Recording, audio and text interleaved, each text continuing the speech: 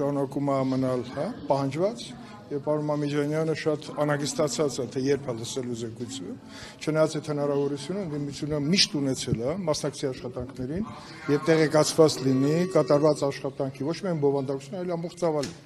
Բայց քանի որ իրենք որոշեցին չմասնակցեն եւ հիմա անհապեր սպասում են զեկույցին,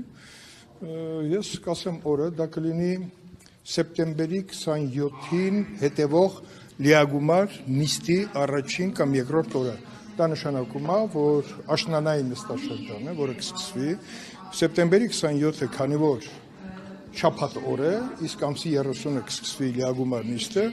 կամ 30-ին, կամ դրա հաջորդող օրը լիագումար նիստում ազգային ժողովի նախագահը կներառի հարցը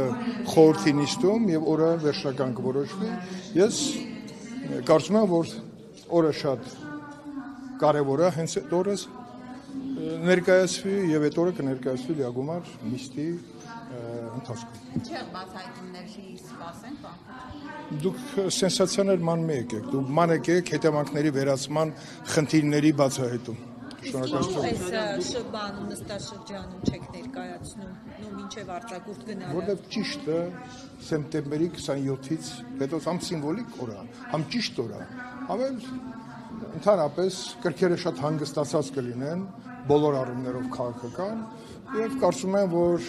սա այն փաստաթուղթն է, որը շատ սպասված է, որը ուղղությամբ կատարված է մեծ ծավալի աշխատանք եւ այդ աշխատանքը պետքա անհետևանք չմնա։ Կներկայացվի, մենք որևէ օրենք չենք խախտել, չենք խախտելու եւ դրանից հետո կարծում եմ զեկույցը կլինի գաղտնի բաժնում։ Գաղտնիության ծավալը այնքան մեծ է, որ համոզված եմ, որ նիստը կլինի փակ, բայց զեկույցը հասանելի կլինի պատկան մարմիններին, պետական ինստիտուտներին, որպեսզի ամեն մեկը զեկույցից բխող եզրակացությունների հետ կապված գան եզրահանգումների հանգեն։ Պարոն Քոչարյան, դուք ինչպես եք վերաբերվում, որ ձեր գործընկեր Խաչատուր Սուքիասյանը հայտարարում է, թե արցախցիները չեն կռվել, 10 զոհ է եղել։ Բայց ես գիտեմ, որ պարոն Սուքիասյանը նաև հանդես է եկել մեկ այլ հայտարարությամբ, որ թվի մեծ սխալվել է եւ պետք է հնչեր 210-ը, հնչել է 10-ը։ Հիմա ես այդտեղ խնդիր չեմ տեսնում, ես կարծում եմ, որ մեր ցանկացած խոսքի նկատմամբ պետք է ուշադիր լինենք եւ այդ խոսքը